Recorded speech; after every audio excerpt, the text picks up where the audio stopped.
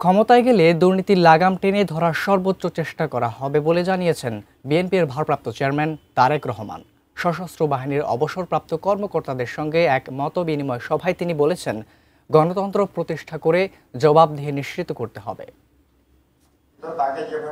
BNP চেয়ারপারসনের গুলশান কার্যালয়ে সশস্ত্র বাহিনীর অবসরপ্রাপ্ত কর্মকর্তাদের সঙ্গে এই মতবিনিময় সভা। এতে বেশ কয়েকজন সাবেক সামরিক কর্মকর্তা বক্তব্য রাখেন। অনুষ্ঠানে বিএনপি মহাসচিব মির্জা ফখরুল ইসলাম আলমগীর বলেন, গণতন্ত্রের ব্যাপারে কখনো আপোষ করেনি বিএনপি। বিএনপি হচ্ছে সেই দল যে সবসময় আধিপত্যবাদের বিরুদ্ধে লড়াই করেছে। বিএনপি হচ্ছে সেই দল যে সবসময় বাংলাদেশের স্বাধীনতার সার্বভৌমত্বের প্রশ্নে কখনো আপোষ করে না। প্রধান অতিথির বক্তব্যে তারেক রহমান বিএনপির দেশ গড়ার বিভিন্ন পরিকল্পনা তুলে ধরেন। যখন আমরা সকলকে মিলে সকলকে সাথে নিয়ে যখন তিনি বলেন, আওয়ামী লীগ সরকার সশস্ত্র বাহিনীকে দুর্বল করে দিয়েছিল। এ সময় তিনি সশস্ত্র বাহিনীর সঙ্গে তাদের পরিবারের সম্পর্কের গভীরতা তুলে ধরেন।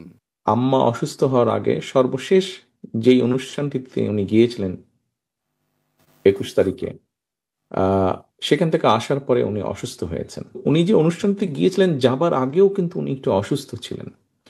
ওনাকে ডাক্তাররা কয়েকবার বলেছিলেন যে ম্যাডাম মনে হয় না গেলে বোধহয় ভালো হয়, কিন্তু ওই অসুস্থ শরীরেও উনি ওনার মনের সর্বোচ্চ শক্তি, ওনার এই অসুস্থ শরীরের সর্বোচ্চ শক্তিকে এক করে ওই অনুষ্ঠানটিতে উনি গিয়েছিলেন।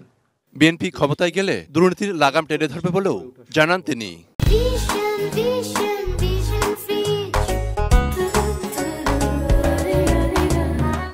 দেশে মানুষের ইচ্ছা আকাঙ্ক্ষার প্রতিফলন ঘটবে না যতক্ষণ জবাবদিহিতা না হবে।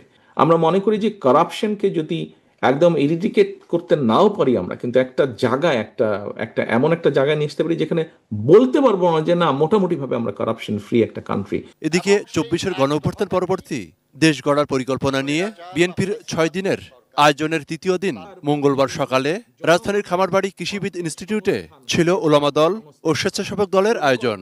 কর্মসংস্থান করতে অনুষ্ঠানের সমাপনী বক্তব্যে তারেক রহমান বলেন, দেশ গড়ার আগামীর পরিকল্পনার পুরো ছক শুধু বিএনপি দিতে পেরেছে।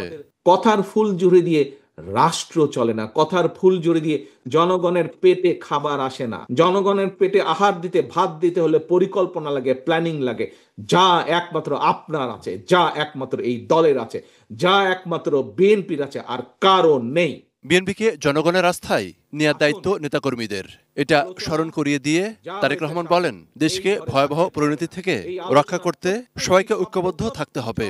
প্রত্যেকটি লাইন, প্রত্যেকটি পাতা। মনিরুল ইসলাম মিন্টু, 18 নিউজ, ঢাকা।